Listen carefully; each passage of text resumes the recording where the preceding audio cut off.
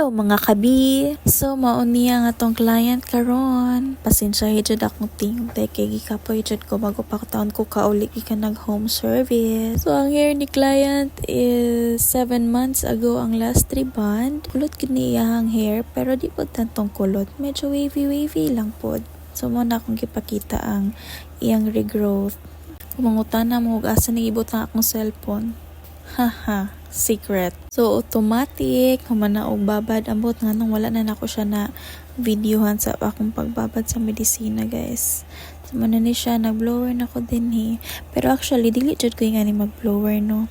Kay kabalo mo ko nga nay camera, so nag-char ko og blower dira. Dili ko nga na magunit og blower dai. Pero for the sake of vlogging kuno hay may na lang bas hindi ay din pawata kabalo. Bas hindi ay makakwarta, mailhan sa mga tao. Kana bitaw feeling nga taas pa kayo ang video niya. Nahotdan ako og storya. Like unsa pa man akong istorya oy. Og karon. Okay, diri na ta nagplansya na ako dinhi, guys. Ako lang ni siyang gipaspas gamay og speed kay hinay jud ba ta mo lihok. Hindi nga ni ko magplansya, no. O guys, ang akong technique para dili ko laayon sa pagplansya, gapaminaw ko og horror stories. So gapaminaw ko sa podcast, usahay kung mag home service ko, magbutang ko og headset, maminaw ko. In that way, dili na ko mahuna-hunaan ang ako ang pagplansya nga, oh my god, napa ko sa tingkoy, dugoy pa kay ko maabot sa pinaka-roots, pinaka-agtang sa customer.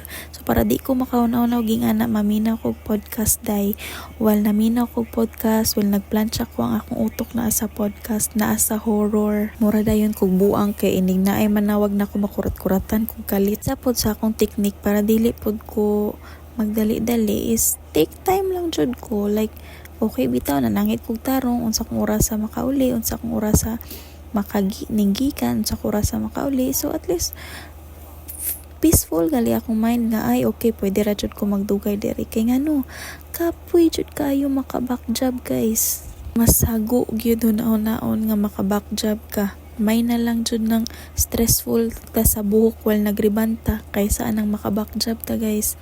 Perting lisura hago kaayo, hago kalas og time, kalas og oras, kalas og time, kalas og oras. Pero kay dili man ta perfect, naman jud moabot jud ang panahon nga bisan unsaon nimo dirag kuan na jud time nga maka-back job gyapon ta. Pero ako thankfully dili ra jud kaayo ko once in a blue moon ra pod. So diri mo ni siya ang after na kong pagplansya sa buhok ni client, and naka-gloves na gid ko, guys, kay ready na ko aning mag-apply na mig Brazilian ribbon with Brazilian di ay ni siya. Tadan! Final look after process ribbon with Brazilian Botox. Actually, kag madam ang Brazilian Botox, nag-labor lang ko sa iya kay naman siya iyahang Botox. So, amo na lang po gigamit kaysa naman masayang ra kay magtambay ra sa ilang balay.